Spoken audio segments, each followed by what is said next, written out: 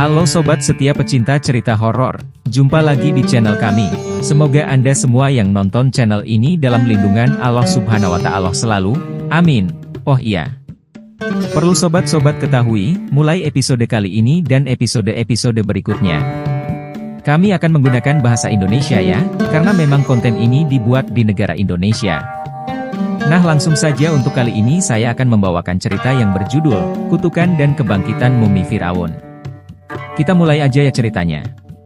Di jantung gurun Sahara, tempat pasir membisikkan rahasia zaman kuno, sekelompok arkeolog memulai perjalanan yang akan mengubah jalan hidup mereka selamanya.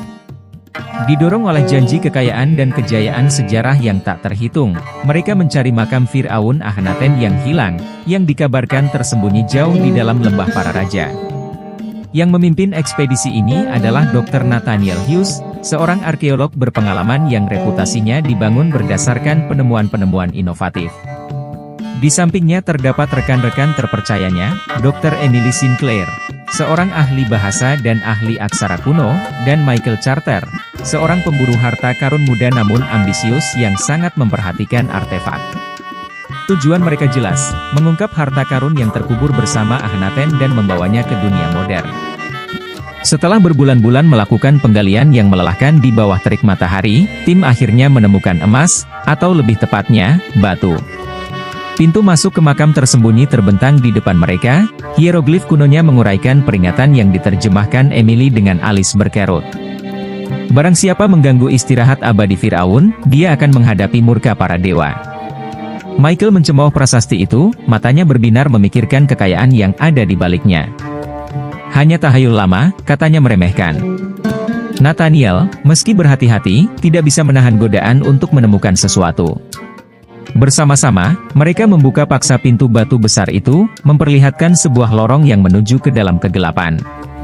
Cahaya obor berkedip-kedip di dinding saat mereka berjalan lebih jauh ke dalam makam, udara semakin dingin dan berat seiring setiap langkah. Lorong itu akhirnya terbuka ke sebuah ruangan luas, dindingnya dihiasi ukiran rumit yang menggambarkan kehidupan dan pemerintahan Akhenaten. Di tengahnya berdiri sebuah sarkofagus besar, permukaannya bertatahkan emas dan permata berharga. "Ini dia," bisik Nathaniel, terpesona oleh kemegahan di hadapan mereka. Tempat peristirahatan terakhir Akhenaten. Saat mereka mendekati sarkofagus, kegelisahan Emily bertambah. Dia bisa merasakan kehadiran yang menindas di dalam ruangan itu, seolah-olah udara itu sendiri bermuatan beban berabad-abad. Meski merasa was-was, dia membantu Nathaniel dan Michael membuka sarkofagus dengan hati-hati. Di dalamnya terdapat sisa-sisa mumi Firaun, wajah agungnya terpelihara selama ribuan tahun.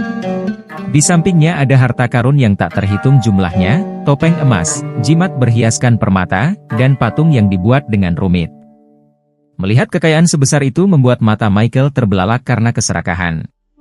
"Kami kaya," desahnya, meraih kalung emas.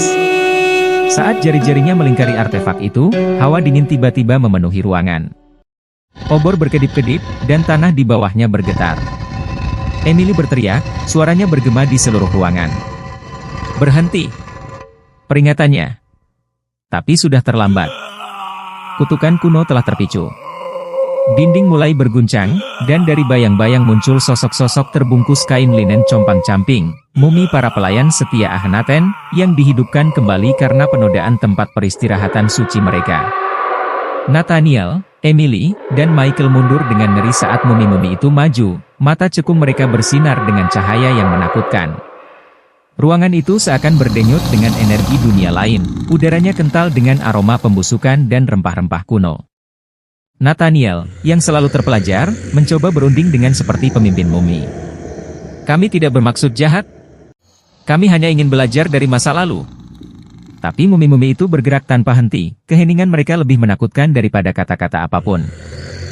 Michael, didorong oleh kepanikan, berusaha melawan, menggunakan obor sebagai senjata. Serangannya sia-sia melawan kekuatan supernatural mumi. Dalam upaya putus asa untuk bertahan hidup, dia melarikan diri lebih jauh ke dalam makam, langkah kakinya bergema melalui koridor labirin.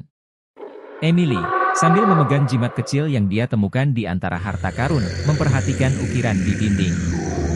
"Nathaniel, lihat," teriaknya sambil menunjuk ke sebuah prasasti yang tampak bersinar dengan cahaya biru redup. Itu adalah mantra, cara untuk mengistirahatkan mereka.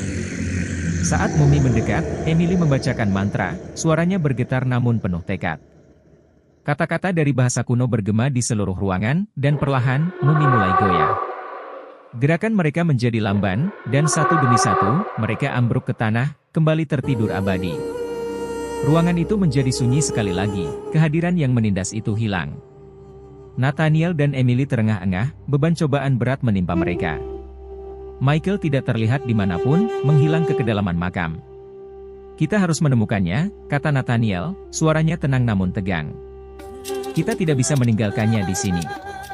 Dipandu oleh cahaya redup obor, mereka menavigasi makam yang menyerupai labirin, mengikuti gema samar langkah kaki Michael yang panik. Sepanjang perjalanan, mereka menemukan lebih banyak jebakan dan teka-teki, sisa-sisa upaya Fir'aun kuno untuk melindungi tempat peristirahatan terakhirnya.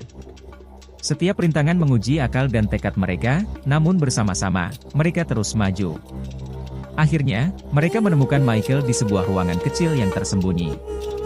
Dia berlutut, memegangi patung emas, matanya membelalak karena campuran rasa takut dan kegilaan. Kita harus mengambil semuanya, gumamnya, itu milik kita sekarang. Nathaniel mendekat dengan hati-hati, menyadari bahwa kutukan makam itu telah membuat Michael berada di ambang kegilaan. Michael, kita harus pergi. Harta ini milik masa lalu. Kita sudah membayar mahal. Emily melangkah maju, dengan lembut meletakkan tangannya di bahu Michael. Kumohon, Michael. Biarkan saja. Untuk sesaat, sepertinya dia mendengarkan. Namun kemudian, sambil berteriak liar, dia menyerang Nathaniel, bertekad untuk mempertahankan hasil haramnya. Dalam perjuangan berikutnya, keseimbangan yang rapuh. Ruangan itu terganggu. Langit-langit mulai runtuh, dan tanah terbelah, mengancam akan menelan mereka semua. Nathaniel dan Emily berhasil menarik Michael pergi tepat pada waktunya, menyeretnya kembali melewati lorong-lorong yang runtuh. Ketika mereka sampai di pintu masuk, makam di belakang mereka menyegel dirinya sendiri, seolah-olah mendapatkan kembali rahasianya. Karena kelelahan dan babak belur, ketiganya muncul di tengah teriknya sinar matahari gurun. Michael, pikirannya hancur karena kutukan, harus ditahan untuk mencegahnya berlari kembali ke pasir. Nathaniel dan Emily, meski terluka karena pengalaman mereka, tetap teguh. Kita perlu melaporkan hal ini, kata Nathaniel sambil melihat kembali makam yang kini tersembunyi itu. Dunia perlu mengetahui kebenarannya, tapi kita juga harus menghormati kesucian tempat-tempat kuno ini. Emily mengangguk, pikirannya menggemakan pikirannya. Kami mengganggu istirahat mereka. Kami harus memastikan tidak ada orang lain yang melakukan kesalahan yang sama. Dengan berat hati, mereka kembali ke peradaban, meninggalkan harta dan kutukan masa lalu di tempatnya semula. Legenda makam Akhenaten akan tetap hidup, namun kisah orang-orang yang berani mengganggunya akan menjadi peringatan keras. Beberapa rahasia dimaksudkan untuk tetap terkubur, dan keserakahan manusia dapat membangkitkan kengerian yang sebaiknya tidak diganggu. Saat pasir Sahara bergeser, makam Akhenaten sekali lagi menghilang dalam ketidakjelasan, para penjaganya kembali berjaga dalam diam.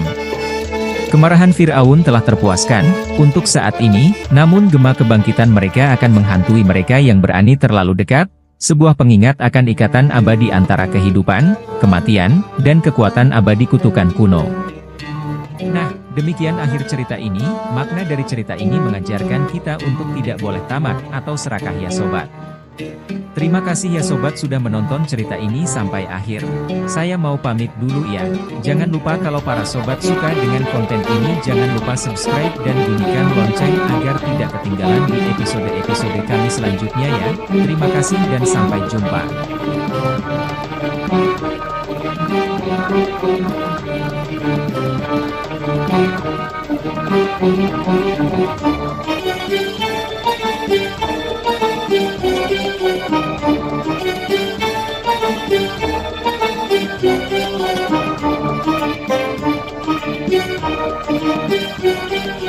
Thank you.